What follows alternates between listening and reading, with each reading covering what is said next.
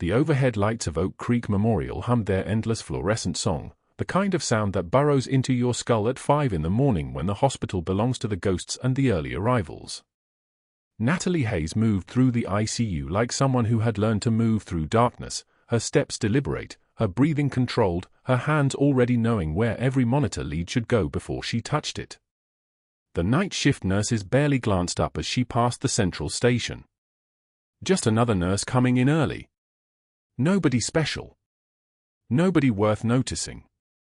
She had learned 20 years ago that invisibility was a survival skill.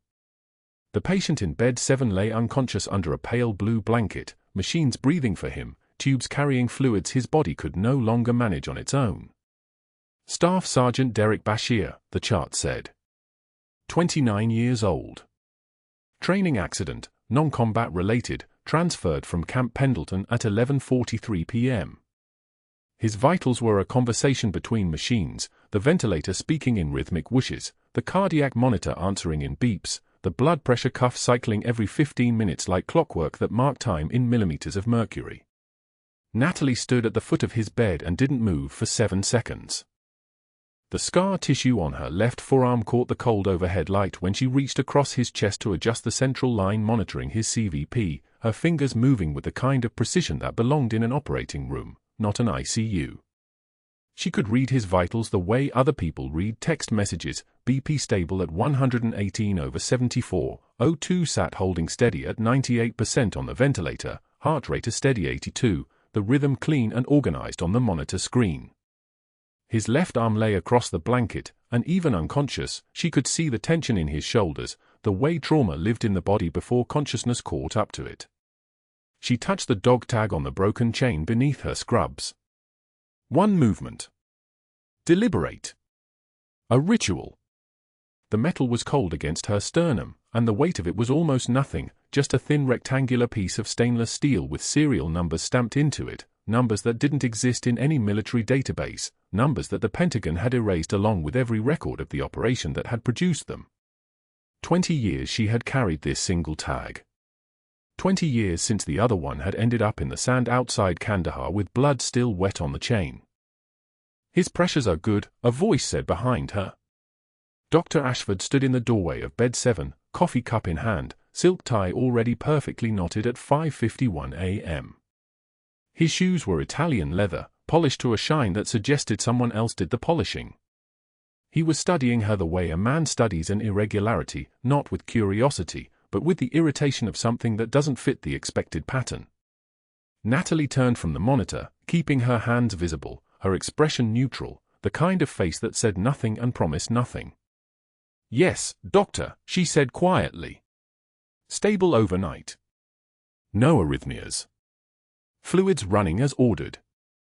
He took a step into the room.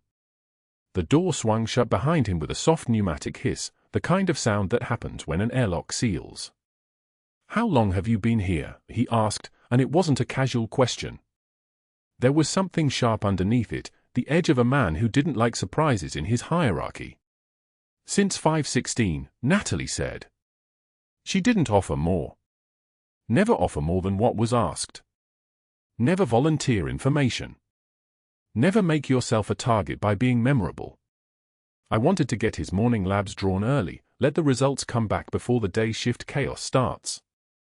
Dr. Ashford's eyes moved to the lab orders she'd already written out, pending his signature. 2 4-draws for CBC, CMP, lactate, and a troponin panel. Standard post-trauma protocol, the kind of thing any competent nurse would do. But he was looking at the handwriting, at the notation she'd made about his acetaminophen dosage from the night shift, and she watched something shift in his expression. Recognition. Or maybe suspicion. The kind of moment when a predator realizes the small animal it's looking at might have teeth. "You know his medication profile," he said. Not a question this time. A statement that carried weight. "I reviewed his chart," Natalie said. Still quiet. Still deferential. The words careful as footsteps in a minefield. The dosage of acetaminophen from the night shift seemed higher than standard post-op protocol, so I wanted to verify before his morning round. The literature suggests, she stopped herself. Cut the sentence short. Too much knowledge. Too much authority. She looked down at her hands, at the scars on her left forearm where shrapnel had caught her during the extraction, and she tucked her hands away where the fluorescent lights wouldn't catch them. I just wanted to make sure the dosing was correct, Doctor. He was still watching her. The coffee cup was halfway to his mouth, but he wasn't drinking. He was thinking. And what he was thinking was visible in the way his jaw tightened, the way his free hand curled at his side like he was testing the weight of something he couldn't quite hold yet. A nurse who read the literature. A nurse who knew pharmacology. A nurse who questioned dosages instead of accepting them. That was a problem.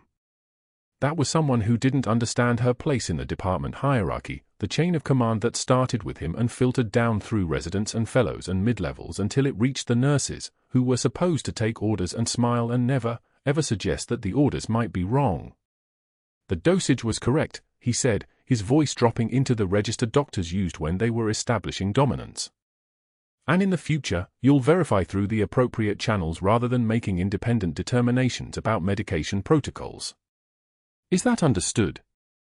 Natalie met his eyes for exactly 2 seconds, long enough to show she'd heard him, not so long that it could be read as defiant, and then she looked back at the cardiac monitor. The rhythm was still clean.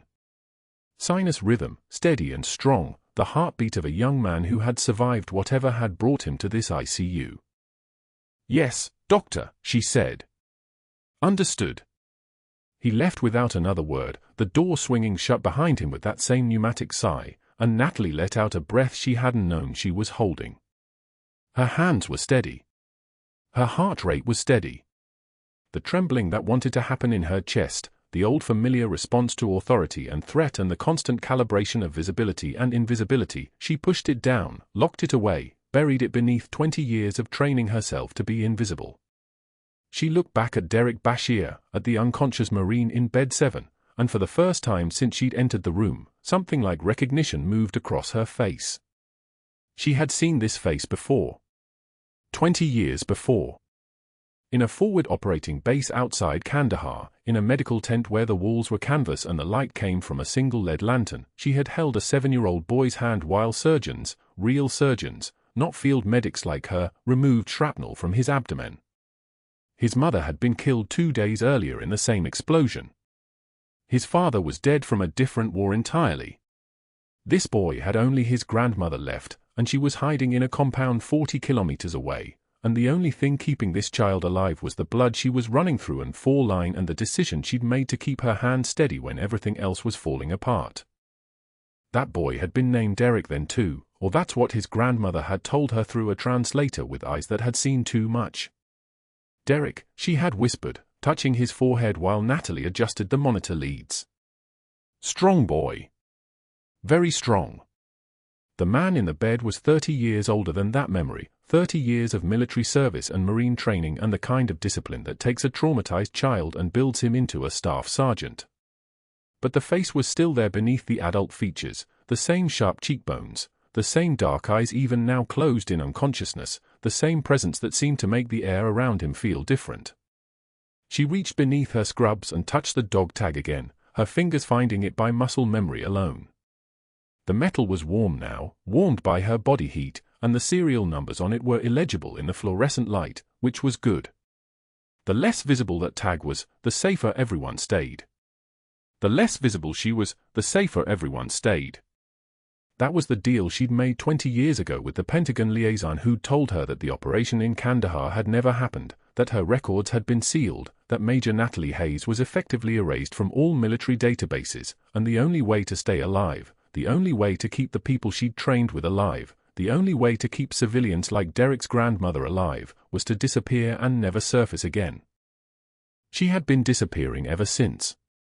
20 years of arriving early, leaving late, asking no questions, accepting orders without comment, becoming the kind of nurse who was essential to the unit but invisible in the hierarchy, the kind of person who could go an entire shift without anyone really looking at her, without anyone asking where her confidence came from or why her hands moved like they'd held more than just patients' lives together. But Derek Bashir was awake in there somewhere, beneath the sedation and the trauma, and his body knew her from 2 decades ago, even if his mind had no memory of the woman who had held him in a medical tent while bullets cracked the air outside and his grandmother prayed in Dari and the only light in the world was the glow of an 4 monitor counting his heartbeats like a blessing. She pulled the blanket up to his shoulders, making sure he was warm, making sure the ventilator tube was positioned correctly, making sure his hands wouldn't pull at the lines if he moved during sedation. The movements were automatic, the kind of care that came from somewhere deeper than training. The kind of care that came from having already chosen, a long time ago, that saving this particular life mattered more than anything else in the world. Then she turned to leave, and that's when the overhead intercom crackled to life, and a voice came through the speakers of Oak Creek Memorial with the tone of someone delivering information that would change everything. Incoming trauma. Incoming trauma. ETA 6 minutes. Auto versus pedestrian, multiple blunt force injuries, patient en route to Trauma Bay 1. The ICU shifted immediately into the controlled chaos of preparation, nurses moving to clear space, residents reviewing protocols, the entire department responding to the bell that had just rung. Natalie moved with them, but her hand brushed against Derek's shoulder as she passed, just for a moment, just long enough for him to feel the presence of someone who knew who he really was, even if he could never know who she had been. The dog tag beneath her scrubs felt heavier than it ever had before. The overhead page crackled across 3 floors at 10:23 a.m., and the residents at the nursing station snapped their heads up like hunting dogs catching a scent. Nurse Nightingale to Station 4, Nurse Nightingale. The nickname echoed down the corridors of Oak Creek Memorial, bouncing off tile and fluorescent fixtures, and 3 interns turned to watch her response with the kind of anticipation reserved for public executions. Dr. Ashford stood at the center of the cluster, his tailored suit pressed so sharply it could cut, his smile carrying the precise temperature of winter in San Diego, cold in a way that didn't belong. Natalie moved towards Station 4 with the same measured pace she'd maintained for 20 years, the kind of motion that came from having learned long ago that speed looked like panic, and panic was a luxury she couldn't afford. He was waiting. Of course he was waiting. Dr. Ashford had positioned himself with deliberate casualness, one hand resting on the counter as if he'd merely happened to be there, as if his presence wasn't a predator's calculation. The 2 interns flanked him like remoras, smaller fish riding the wake of something larger. The antiseptic smell of the floor mixed with something sharper, his cologne, something expensive that tried and failed to mask ambition. Natalie arrived at the desk and waited, her hands folded in front of her, her posture the kind that came from military bearing worn so long it had become invisible bone. "Ah, our Florence Nightingale," Dr. Ashford said, and the interns registered the mockery immediately, their faces arranging themselves into expressions of deference to power. "Tell the students why you saw fit to countermand my anticoagulant order on Mr. Patterson in bed 7. The one I specifically prescribed." His voice carried the cadence of a man accustomed to rooms going silent when he spoke. Natalie took one measured breath. The fluorescent lights hummed above them like an electric hive. "Sir, the patient's creatinine levels suggested renal insufficiency. Standard warfarin dosing could precipitate hemorrhage. The chart showed decreased kidney function from his diabetes. And you diagnosed this with your associate's degree." Dr. Ashford's smile widened, became a weapon. The interns laughed, a reflexive sound, the noise of people who understood that laughter was currency in his presence. One of them, a young man with a confidence that hadn't yet been tempered by consequences, actually smirked. A single tear escaped from Natalie's left eye. She didn't blink. She didn't flinch. She simply brought her hand up, wiped it away with one finger, and maintained unbroken eye contact with Dr. Ashford. "I diagnosed it by reading his chart, Doctor. Same as any competent clinician." Her voice had dropped exactly 1 octave. The intern stopped laughing. Dr. Ashford's jaw tightened, the first visible crack in his facade. He turned away, waved a dismissive hand. "Get back to your post." She left, and she could feel the weight of his stare following her down the hallway like a sniper's scope. But that wasn't the worst part. Worse was knowing that Dr. Ashford had the kind of power that came not from competence but from connections. His brother-in-law sat on the hospital board. His former mentor ran the credentialing committee. 3 of the senior attending physicians owed him favors from residency days when he'd been the type to share shift coverage and recommendations. He wasn't just her supervisor, he was the architect of the institution itself, and she was a nurse who'd arrived one morning and begun questioning his medicine in front of his students. At 2:40 p.m., the supply closet door closed behind her with a soft pneumatic hiss. Natalie had been reaching for a fresh box of gauze when she heard his footsteps, measured and deliberate. He'd followed her in, and the space between the metal shelves suddenly felt smaller than it had moments before. The smell of sterile packaging and plastic tubing filled the small room. Dr. Ashford stood too close, close enough that she could hear him breathing, close enough that he wanted her to understand the weight of his proximity. "Your insubordination is being documented," he said quietly, and somehow the quietness was worse than anger. "I'm recommending a formal performance review." 3 separate instances this week alone. Nurses who believe their doctors don't have careers at Oak Creek Memorial. They have disciplinary records. He paused, let that settle into the space between them like sediment. The board takes these matters seriously. So do I. Natalie turned to face him fully. Her hands remained at her sides. "Sir, I've triaged mass casualties while you were still in medical school. I'll survive a performance review." She didn't add the rest, didn't tell him that she'd held the intestines of a 7-year-old boy in her hands while artillery fire punched through the building around them, didn't explain that she'd already survived things that would have broken men with far more authority than he possessed. She simply stated the fact with the kind of calm that came from having already been tested against fire. The trembling wasn't fear. It was restraint. Dr. Ashford went rigid. His face flushed, actual color rising in his cheeks like someone had switched on a light beneath his skin. He said nothing for 3 seconds. 3 full seconds of silence in a supply closet, surrounded by gauze and syringes and the accumulated weight of 20 years of institutional power meeting 20 years of something else entirely. Then he left, his shoes clicking sharply against the tile, and Natalie reached out and steadied herself against the metal shelf with just her fingertips. The shift change happened at 6:15 p.m., when the rain had started to fall in San Diego the way it rarely did, not gently but with purpose, as if the sky had made a decision. The parking lot filled with nurses leaving their 12-hour shifts, their scrubs soaked, their exhaustion visible in the way they moved toward their cars.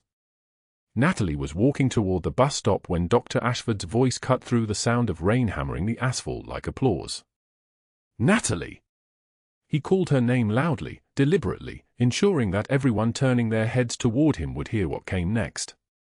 He stood between 2 rows of cars, his suit still immaculate despite the weather, as if rain had decided not to touch him.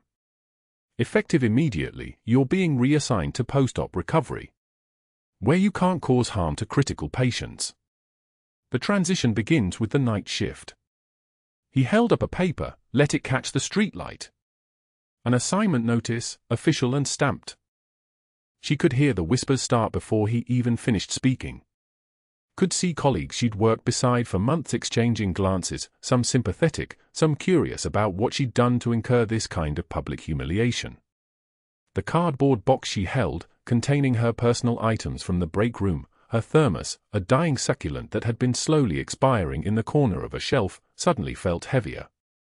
The rain soaked through her scrubs, cold against her skin, and she stood there in the parking lot of Oak Creek Memorial with what felt like every person who'd ever respected her slowly driving past. She didn't respond. She simply turned and continued walking toward the bus stop. Behind her, she could hear Dr. Ashford's footsteps retreating, his shoes splashing through puddles, the sound of victory in every step. The rain continued falling, and somewhere in the hospital behind her, Derek Bashir lay unconscious in a bed that should have been impossible for her to reach, and the night shift supervisor was about to learn that Natalie Hayes had been demoted, restricted, removed from critical care. She had no idea what was about to happen. At 11:19 p.m., the code blue alarm screamed from the ICU upstairs, a sound like electronic panic, like the building itself was having a heart attack.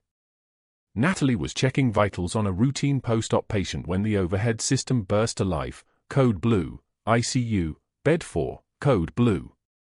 Her hand stilled on the blood pressure cuff. Bed 4. That was Derek's bed. That was the 7-year-old boy who'd become a Marine, the one she'd triaged in Kandahar while mortars fell like rain, the one she'd crossed 20 years without being able to acknowledge, and now his heart was stopping and Dr. Ashford was going to try to save him. The monitors continued screaming upstairs, the sound carrying down through the ventilation shafts, through the structure of the hospital itself. Alarms multiplied, not just one patient coding but the panic that came with code blue, with the knowledge that someone was dying and the clock had started its brutal countdown. She looked at her assignment, post-op recovery, 2 floors below, no authorization for critical care, and then she looked at the stairwell door. Protocol said stay. Authority said stay. Every official instruction she'd been given in the last 8 hours said stay. But the alarms didn't stop screaming. The overhead speakers shrieked. Code Blue, ICU Bay 4. Code Blue, Derek Bashir. The words landed like shrapnel.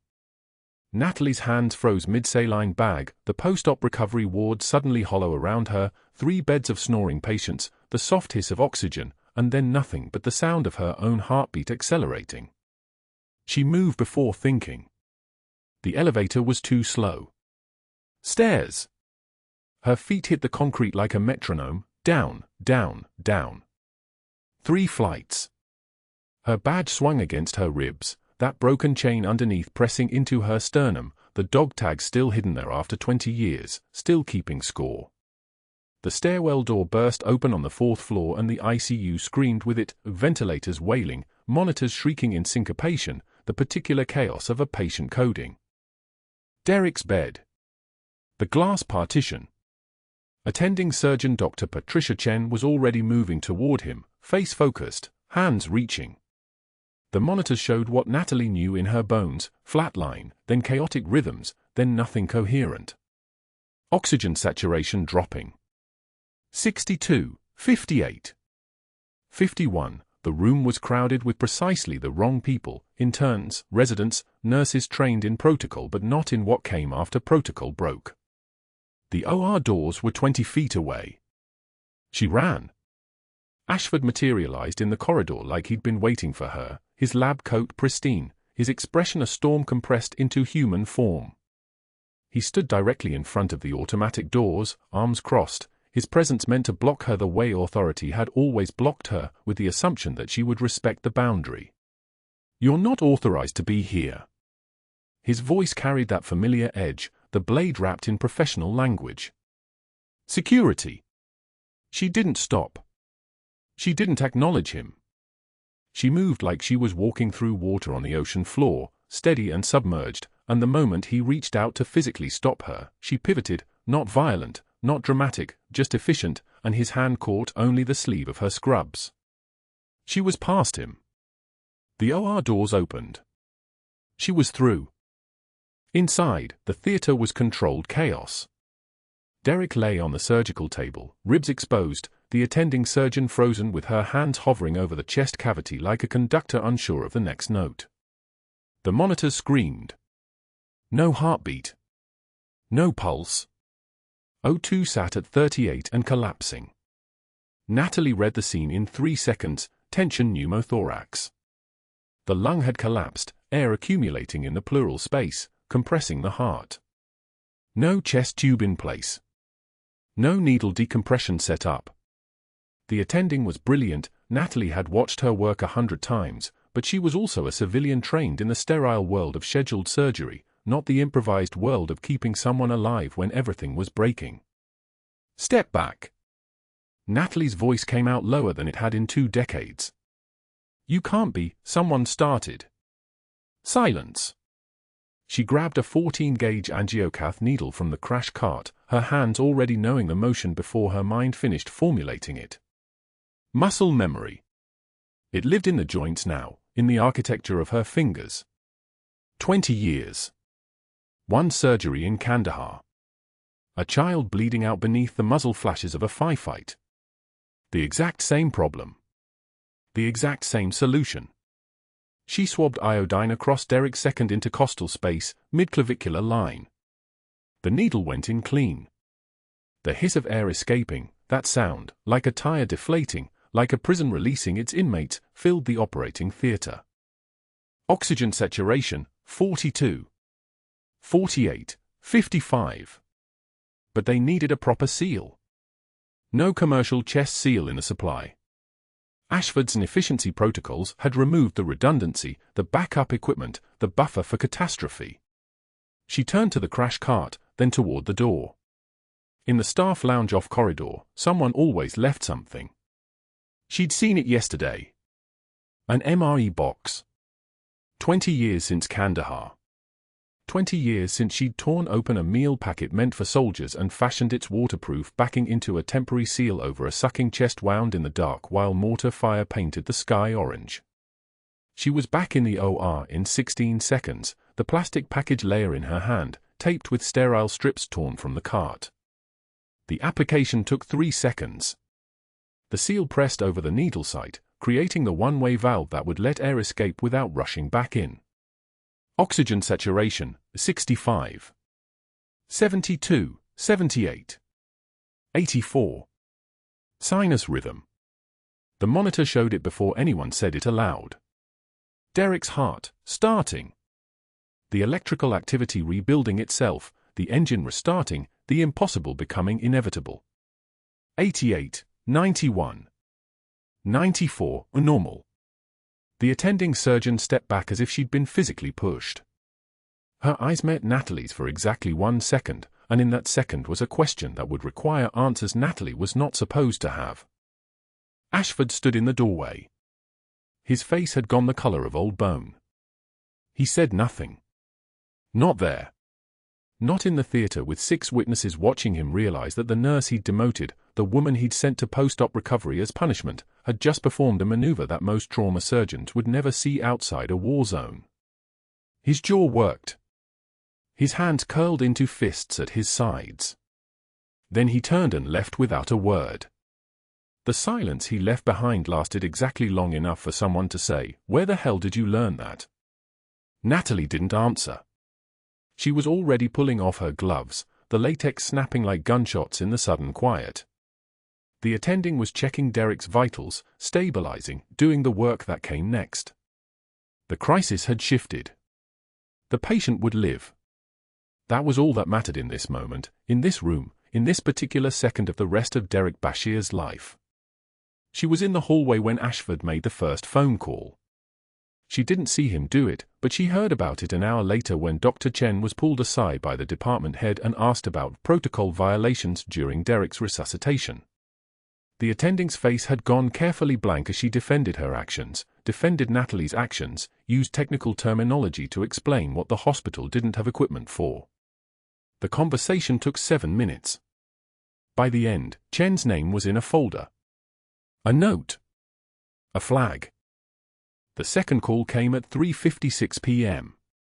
Natalie was updating Derek's chart in the ICU. He was awake now, medicated but aware, asking questions about the hospital ceiling and whether this was real, when Sarah Kim from post-op appeared at the station with a paper in her hand.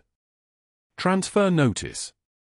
Effective immediately, she was being reassigned to geriatric care, 3rd shift, different wing. Sarah's eyes were apologetic but not surprised. She'd been in the OR. She'd seen what Natalie had done. The third call came at 4:12 p.m. Dr. Marcus Webb, the resident who'd been in the theater, was called into Ashford's office. Natalie didn't see what happened there, but she heard about it from a medical student afterward, a quiet conversation about career advancement, about the importance of not vouching for unconventional methods, about how residents with judgment issues sometimes had trouble securing fellowships. Webb's face was carefully neutral the next time she saw him, but he didn't look her in the eye. But that wasn't the worst part. The worst part was that it had taken Ashford 90 minutes to organize it all, 3 calls, 3 consequences, 3 ways of saying the same thing, keep quiet or pay. The attending surgeon was now legally compromised. The nurses were scattered to separate floors. The resident understood the cost of loyalty. The only witness left standing was Derek Bashir, and he was sedated. Natalie sat at the desk in the ICU station, her hands resting flat on the cold laminate, and did exactly what she'd been trained to do. Nothing. She took the reassignments. She accepted the transfers. She let the silence build like scar tissue over the afternoon, and nobody asked her again where she'd learned field surgery in the middle of an operating theatre designed for elective procedures and controlled outcomes. She updated Derek's chart. She documented his vitals. She charted his medication. And underneath her scrubs, against her sternum, that dog tag on the broken chain seemed to pulse like a second heartbeat, keeping its 20-year silence, waiting to see if one more person in this hospital would figure out who she actually was. The staff lounge smelled like burnt coffee and the end of someone's career. Dr. Ashford stood near the vending machine at 3 o'clock sharp, termination papers crisp in his hands, 2 administrative witnesses flanking him like sentries. Natalie was sorting through the medication cabinet when he cleared his throat, a sound like a lawyer shuffling case files. "Nurse Hayes." A moment. She turned. Registered his body language. The papers. The witness's position to see her reaction, hoping for trembling hands or a cracked voice. She closed the cabinet door with a kind of careful precision that made Ashford's jaw clench. "Of course, Doctor." The fluorescent lights buzzed overhead, industrial white, unforgiving. He extended the papers without preamble. "As of 3 p.m. today, your employment with Oak Creek Memorial is terminated, effective immediately. Repeated policy violations. Unauthorized entry to restricted surgical areas. Unsafe medical practices. Your personnel file documents a pattern of insubordination spanning 48 hours. 48 hours. That's all it took to erase her. Natalie accepted the papers. Read them once. The language was surgical. Dr. Ashford's legal counsel had done meticulous work. Every charge defensible. Every accusation technically accurate if you didn't understand battlefield medicine, didn't know that what looked like unauthorized entry was actually a nurse responding to a code blue, didn't know that improvised chest seals saved lives in places where sterile protocol was a luxury you couldn't afford. "You have 1 hour to clear your locker," Ashford continued. His voice carried the tone of a man who'd already won. "Security will escort you out. You'll return your badge, your access card, and any hospital property." One of the witnesses, a woman from HR, shifted her weight. She wasn't looking at Natalie. That meant she'd been told not to make eye contact, not to show sympathy. That meant this was orchestrated down to the body language. Additionally, Ashford said, and here his voice took on a satisfied edge, "I've reassigned nurses Patricia Gonzalez and Robert Chen to different floors, effective immediately. They'll be working the pediatric wing and the cardiac unit respectively. Away from critical trauma cases. I felt it best to separate them from any problematic influences." There it was. The strategic move. Ashford wasn't just firing her, he was isolating anyone who'd witnessed what she'd done. Patricia and Robert had watched her save Derek's life with nothing but an emergency intubation kit and 20 years of muscle memory. They'd seen her hands move like water, like someone who'd done this before in places that didn't exist on any official map. Now they'd be working pediatrics. Nowhere near where they could testify, nowhere near where they could tell the story. Natalie didn't blink. Didn't shift her weight.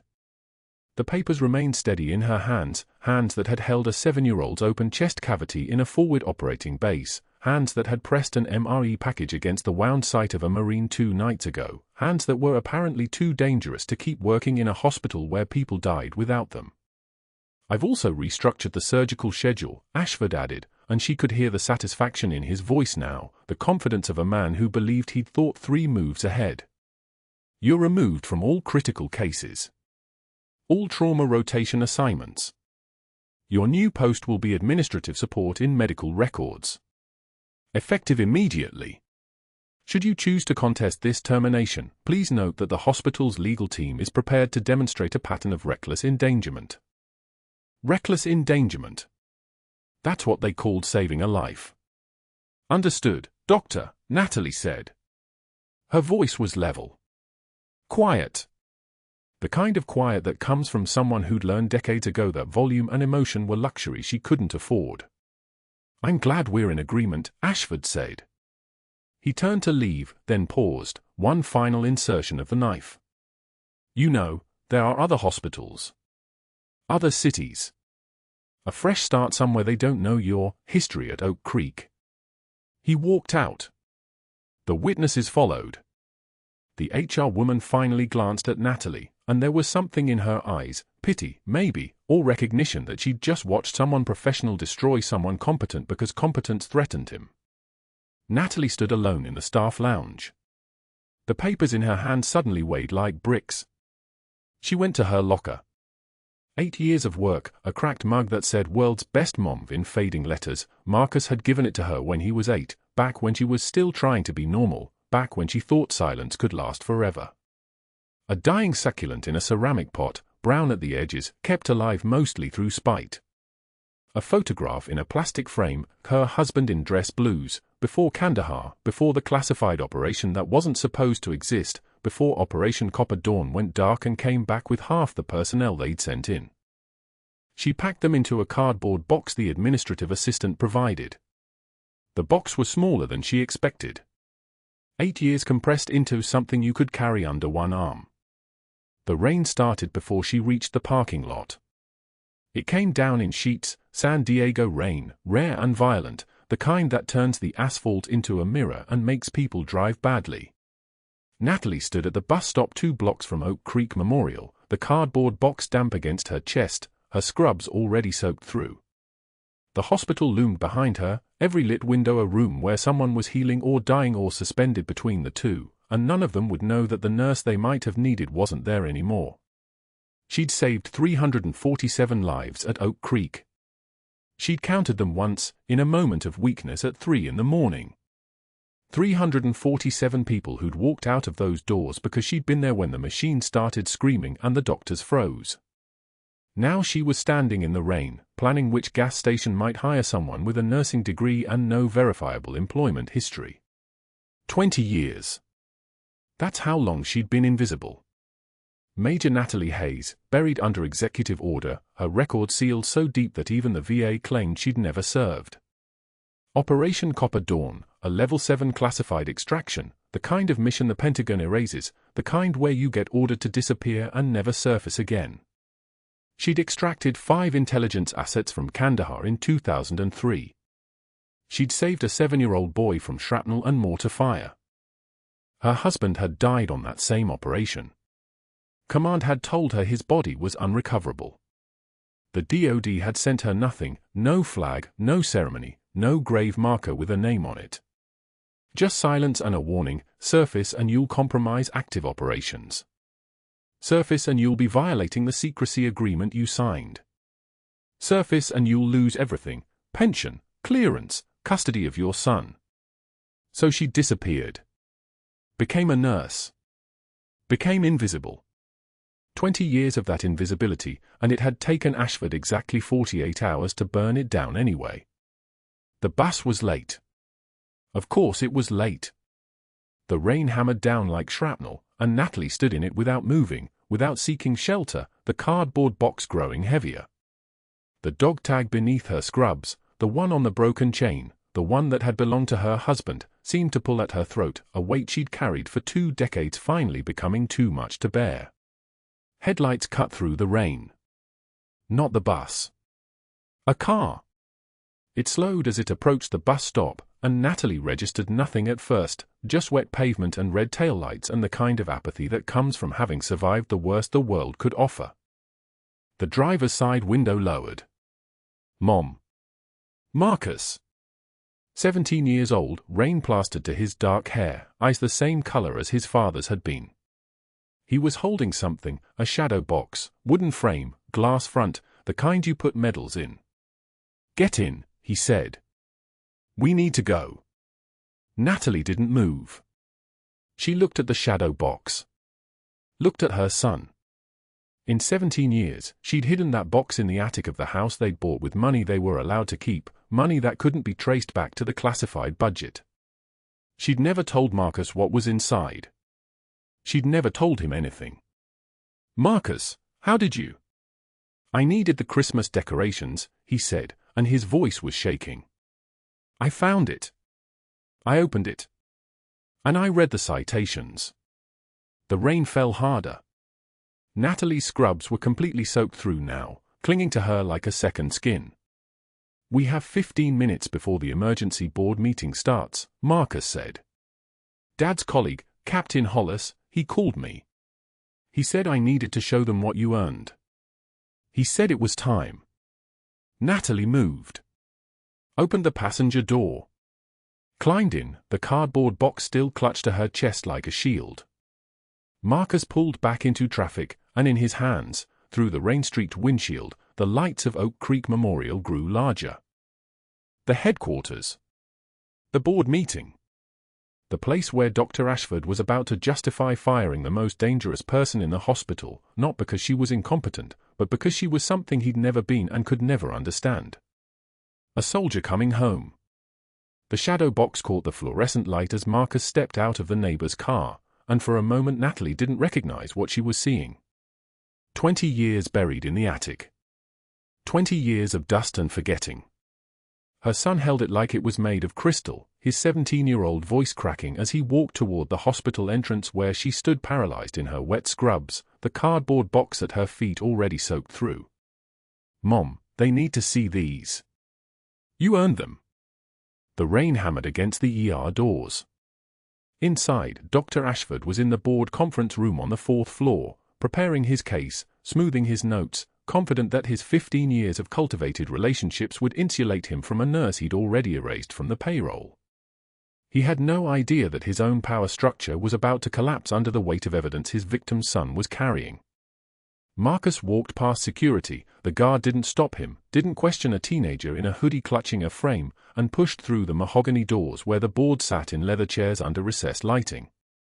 Dr. Ashford was mid-sentence, his voice carrying the particular tone of someone accustomed to being believed without proof. The nurse in question demonstrated repeated safety violations, insubordination, and showed concerning judgment that endangered patient outcomes. He stopped. Something in the room's attention had shifted. Marcus laid the shadow box on the mahogany table with the kind of deliberate care that makes silence scream louder than any voice. "My mother is Major Natalie Hayes, and she saved that Marine's life twice."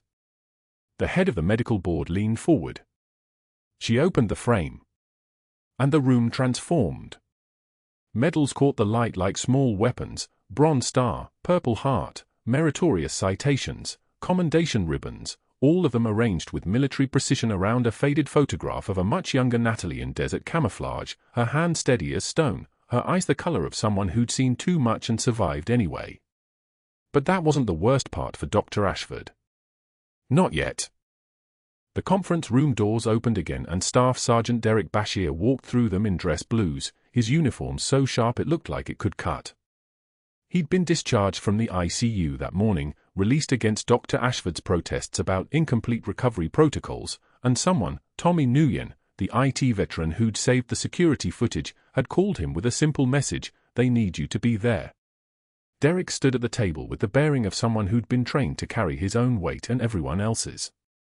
"I remember her," he said, and his voice was steady, modulated, the voice of a Marine who'd been taught to speak truth under pressure. 20 years ago in Kandahar, she was there when my convoy took IED fire. I was 7. Shrapnel everywhere.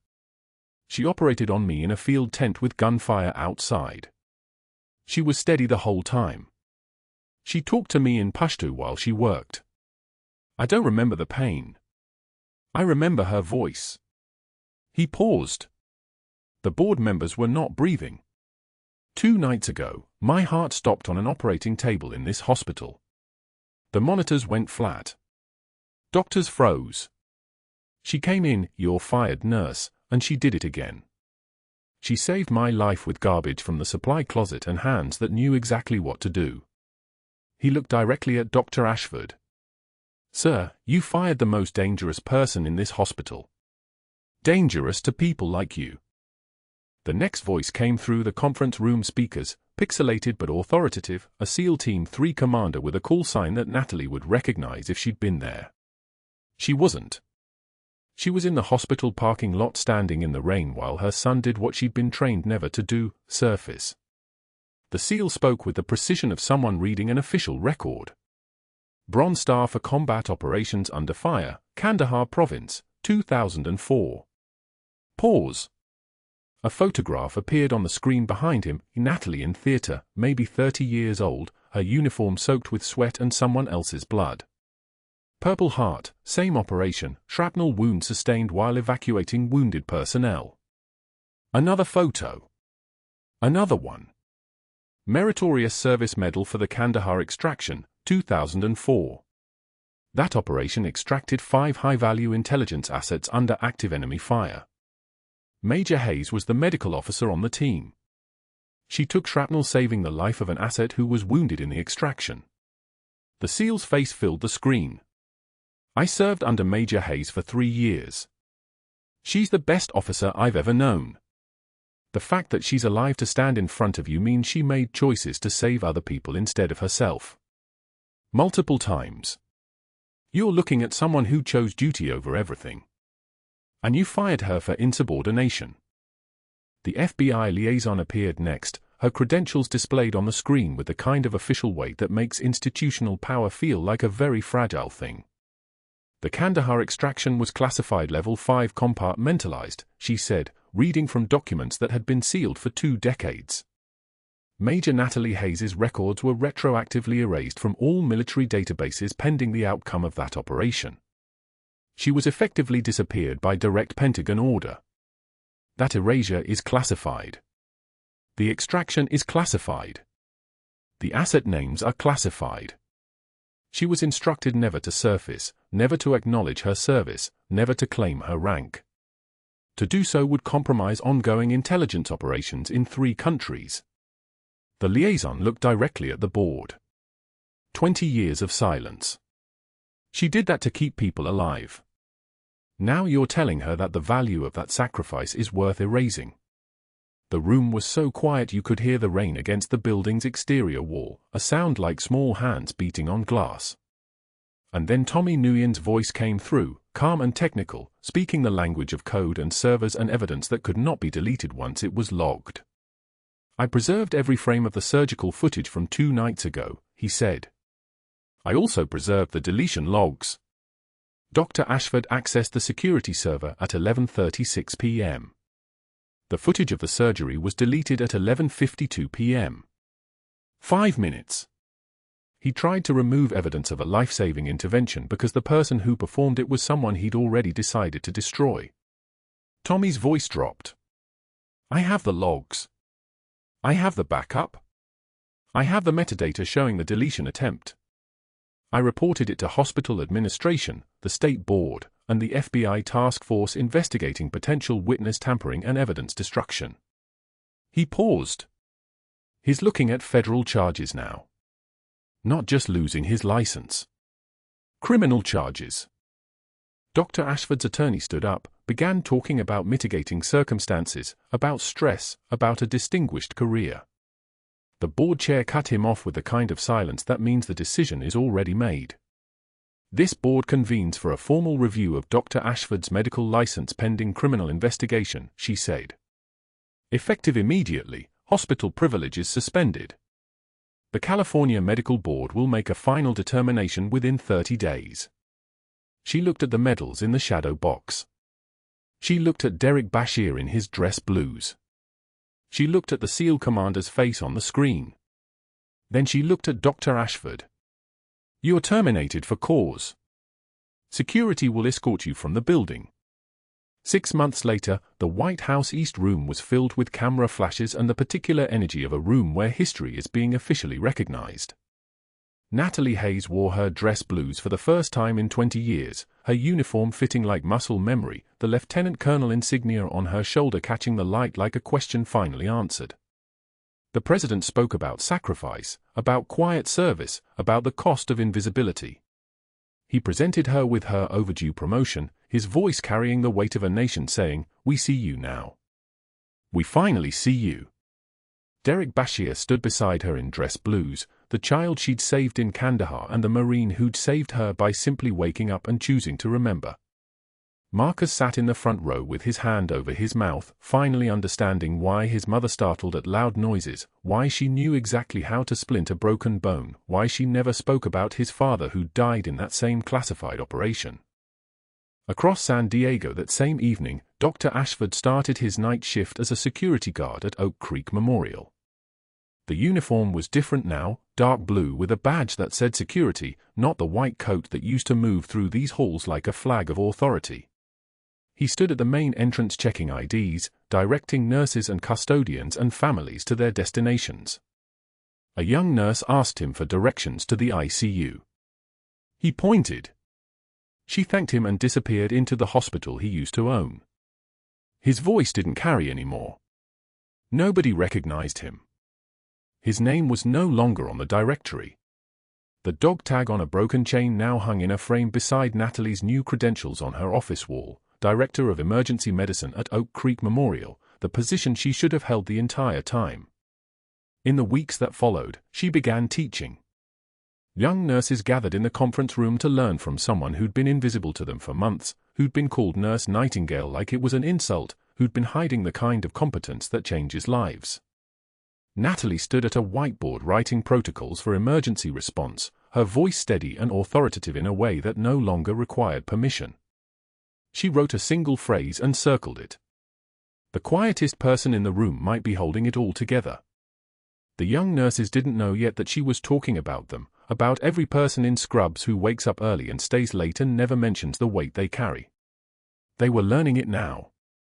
If you've made it this far, hit that subscribe button because there are more stories like this, stories about people who've been erased, people who chose service over recognition, people whose value the world will eventually have to see. Comment below, have you ever been underestimated by someone who didn't know your real strength? And share this with someone who needs to remember that the quietest heroes are often the most dangerous ones. We'll see you in the next story.